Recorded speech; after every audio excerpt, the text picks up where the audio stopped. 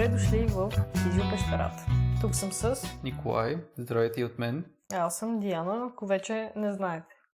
И днес ще ви представим една много готина тема и тя е свързана с сецването в кръста. Но първо трябва да отбележим, че най-вероятно вече ни чувате една идея по-добре. Взехме си нови микрофони и се надяваме това да се отрази върху качеството на подкаста. Така че, днешната тема мисля, че ще е доста интересна за хората, тъй като смятам, че ще е доста полезно да научат повече за това какво се случва в Зоната кръста им. на кръста, да. Да. Тъй като сецването и болките там са доста често срещани. И ни разкажеш ли малко повече за това всъщност? Да. Това, което успях да прочета е, че статистически горе-долу, да кажем 40% от всички по земята, поне веднъж се срещнат с болката в кръста.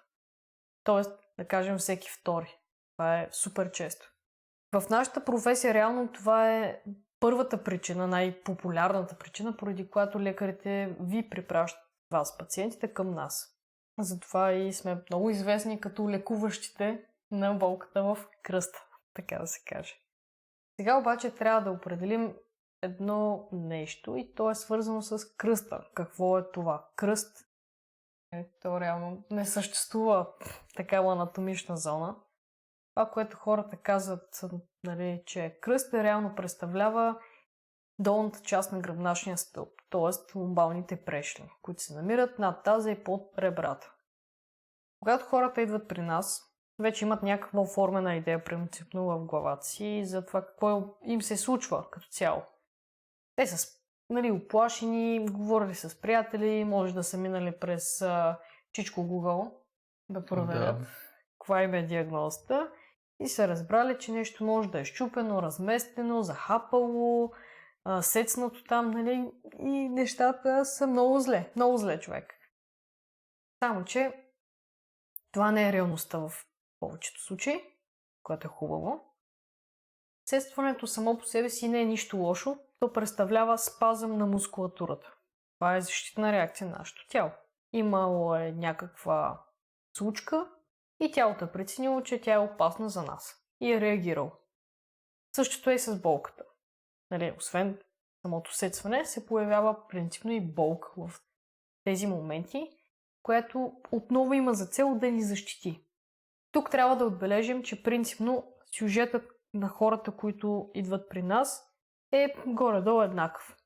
Правили са нещо, примерно в фитнеса, или са си вдигали децата. Или са си навели просто да си вържат обувките, нещо елементарно, което не предизвиква никакво усилие.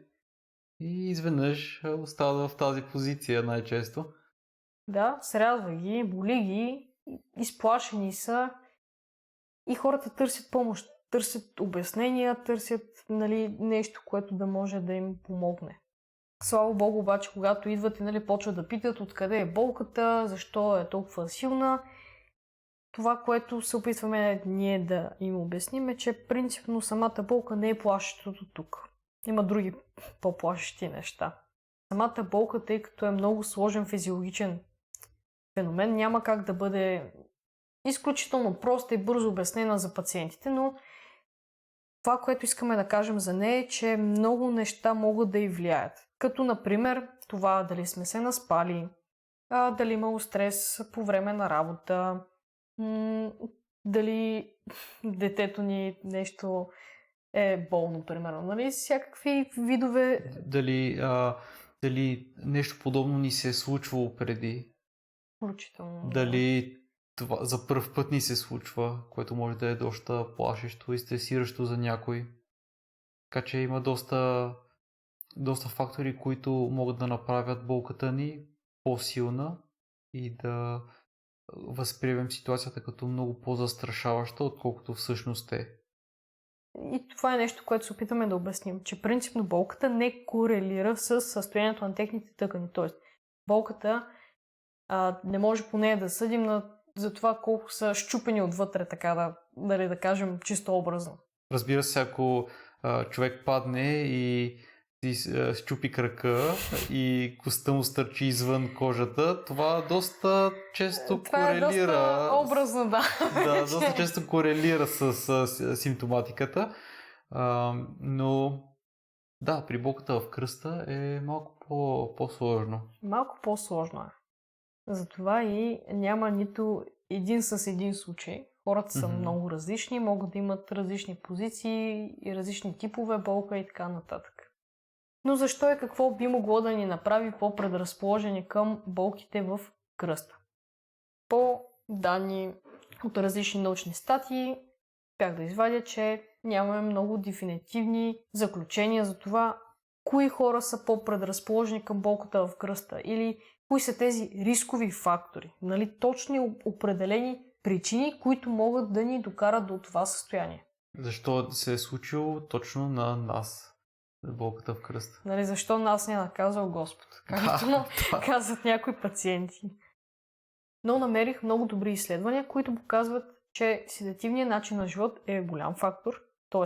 хората, които седят повече от 3 часа на ден, биха могли да имат по-голяма лимитация, ако това се случи на тях. Т.е. повече болка, по-продължително време на възстановяване и по-голяма дисфункция по време на ежедневните им дейности. Затова и ние често напомняме на нашите пациенти, че едва ли е имало нещо, което да направят, за да превентират тази случка, но пък повечето движение, нали, компенсирането за честото седене е нещо, което те могат да направят за себе си, за да бъдат цялостно по-функционални и ако им се случи някакъв травматизъм, те по-бързо да се възстановят. Хубавото е, че 95% от хората ще попаднат в графата неспецифична болка. Тоест, при тях не можем да виним нито движението, нито някой конкретен фактор в живота им за тази случка. Което е много голям плюс. И тук ще ви кажем защо. Когато пациентите идват при нас, има някои по-притеснителни фактори, които ние търсим и които са индикация за помощ от лекар.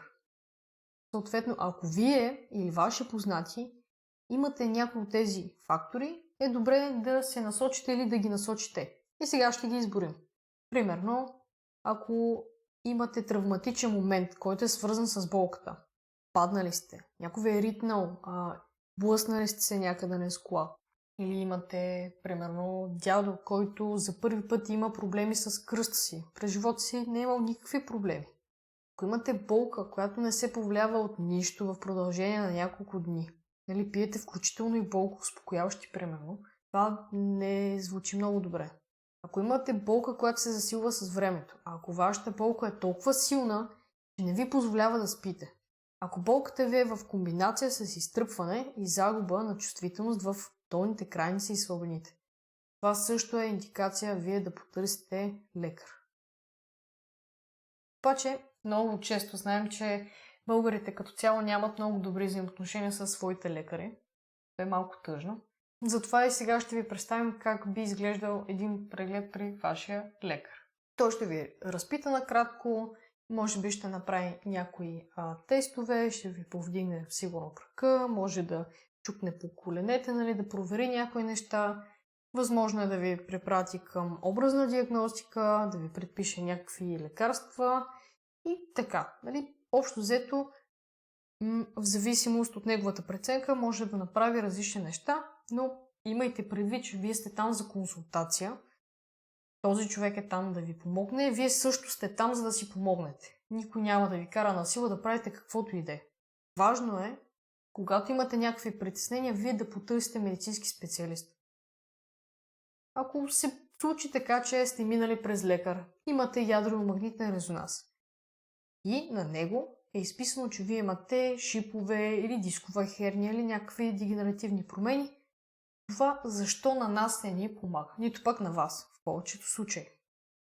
Защото, както казахме, болката, и това е принципно основното притеснение на пациентите, не е нещо, което корелира с тъканите. Тоест, ако вземем 100 човека от улицата, половината имат болка, а другите нямат болка в кръста. И ги пуснем под такова образно изследване, на част от хората, които нямат никакво оплакване, и то може голяма част, те също ще имат някакви промени в своя гръбначен стълб.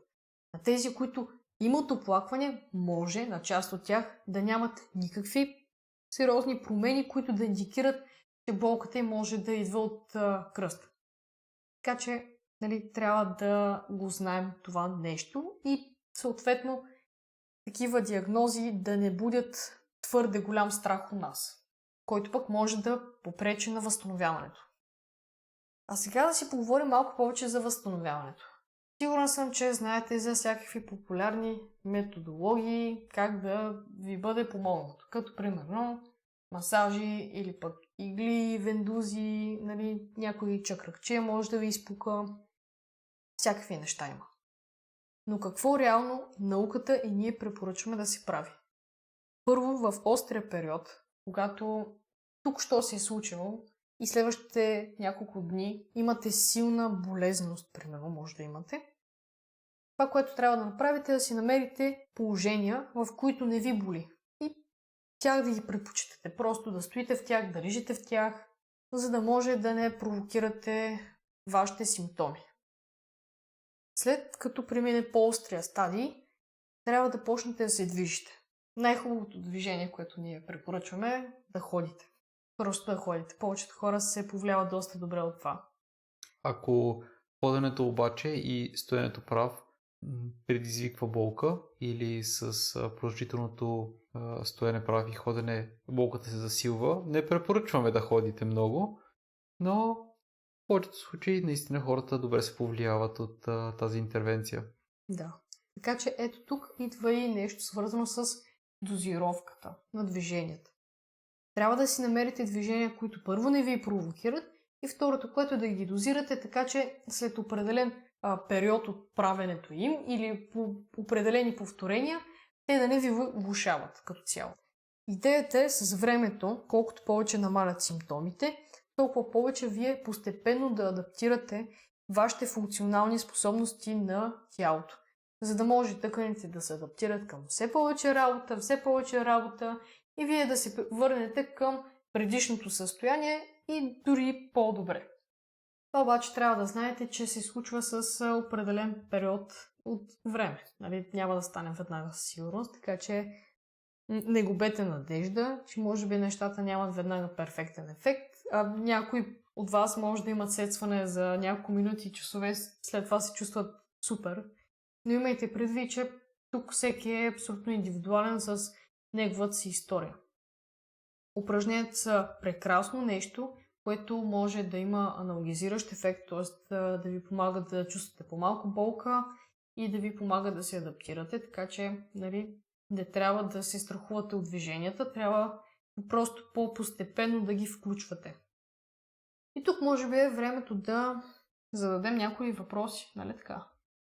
Да, имам някои въпроси, които веднага се сещам, че могат да възникнат в някои наши слушатели, като например, могат ли хората да пият обезболяващи, когато нещо такова се случи, какво могат да направят веднага, за да облегчат болката си? Така, имаме кратък и дълъг отговор. Кой искаш от двата? Да започнем с краткия и след това може да преминем на дългия. Така, краткият отговор е да. Дългият обаче трябва да е по предписание от вашия лекар. Тъй като имаме различни видове лекарства, които действат по различни видове начини и си имат определена дозировка. Затова не трябва да слушаме Леля Ганка от съседния етаж, тя какво е пила за нейната болка в кръста, ми трябва да се консултираме с здравен специалист съответно. Лекарствата си имат своите странични ефекти, така че не може да сме твърде свободни в избора си, въпреки че са доста достъпни в аптеката. Добре. Друго нещо, което всъщност ми възникна, но ти покри част от тази информация, затова кажем, били сме при някой здравен специалист и той ни е казал, имаме това и това в гръбначния стълб и всъщност това е причината за нашата болка. Какво може да кажем за тези ситуации? Да. И това вече го казахме всъщност. Ние така го че- казахме, но пак отново може да вметнем, тъй като е важно. Ето тук идва момента, в който вие като пациент идвате при нас с оформени идеи в главата си и съответно постава може да бъде по-трудно вашето възстановяване, тъй като вече имате някаква истина в главата си, че нещо с вашето тяло е крайно нередно случващо се. Имате някакви много сериозни промени, увреди, някой просто супер много ви е наплашил.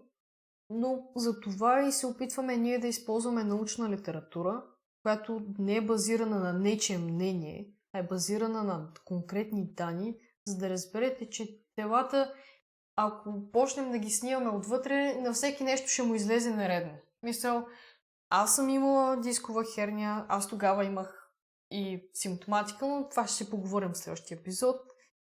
На други хора са имали, примерно, големи херни и са нямали никакви симптоми, нали? А са им казали, че ако трябва да им гледат образната диагностика, са веднага за операция. Има и случаи, в които е точно обратното. Имаме дискова херния, симптоматика, която хората едва успяват да издържат. Същевременно на образните изследвания, видимо, няма никакви проблеми или никакви сериозни проблеми, които да индикират такава силна болка, такъв силен дискомфорт. Така че, да. Затова е добре да говорите с здравни специалисти, които се образоват по последните научни данни, за да може да няма излишно плашене и да няма излишно вкарване в разходи тук, тъй като нали, хората може да прибягват към различни интервенции, като операции и така нататък, те да не бъдат въобще нужни и дори да им влошат цялостното функционално състояние. Тук ми изниква и още един въпрос, който искам да задам. Кога хората могат да потърсят помощ от кинезитерапевт, да кажем има ли съседстване, но то не очумява от само себе си, както в много от случаите. И просто остава някаква болка, някакъв дискомфорт, седмици, месеци наред, кога могат да потърсят помощ за това, към кой да се обърнат, могат ли да се обърнат към физиотерапевт? Да, определено. Вижте, ние сме функционалните ви специалисти, ние сме добрите джуджета, така да се каже, които се занимават с вашето тяло да бъде здраво и да може да работи добре. Нали? Това е нещо, което ние правим. Ние може да ви помогнем във всеки един момент от някаква травма или болка, няма значение нали, как се е случило цялото нещо. Така че, абсолютно, независимо дали се е случило вчера, дали се е случило преди няколко месеца, няколко години, по-добре малко по-късно, обаче все някога да отидете при нас, а не да търпите цялото това нещо и да си живеете така, да си кажете, аз съм щупен, на мен това ми е слабото място, аз така ще си живея и нали, така си карате. При положение, че не сте пробвали дори, нали, повечето хора си мисля, че айде ще се очуми, както се е очумяло, примерно предишен път. Само, че имайте предвид, че хората, които може би са се сетвали веднъж, втори, трети, четвърти, пети, десети път, всеки път е различен. Имаме различни обстоятелства, различни условия и различно функционално ниво на вашето тяло. Така че нещата не са едно към едно, никога. Затова имате полза всеки път да потърсите някаква помощ. Като вашия терапевт може да ви помогне най-вече, както това, което ние правим тук, с обучение. И след това с подбиране на подходящи модалности. Нали, тук вече всеки си избира, но това, което ние лично предпочитаме е да правим повече активна терапия с нашите пациенти. Да им покажем движения, позиции, където те чувстват по-силни, по-безопасно и оттам да градираме към малко по-страшните за тях позиции и движения. И така да ги правим по-силни и по-издръжливи. Да, в следващия епизод сме планирали да разкажем малко повече за това какво всъщност е дисковата херния и какво може човек да направи, ако има такава, какво да не прави, ако има такава.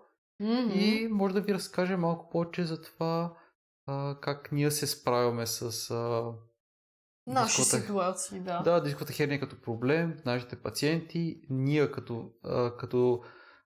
като личности, които сме се сблъсквали с проблеми с гръбначния стълб. И да, мисля, че ще ви е интересно. Да, тъй като и ние като здравни специалисти не сме имунизирани към нищо от нещата, които се случват и на нормалния, така да се каже, човек. Да. Надявам се да ви е било полезно, Интересно. интересно и ще се радваме да ни слушате и следващия път. Благодарим и до скоро чуване! И до следващия път.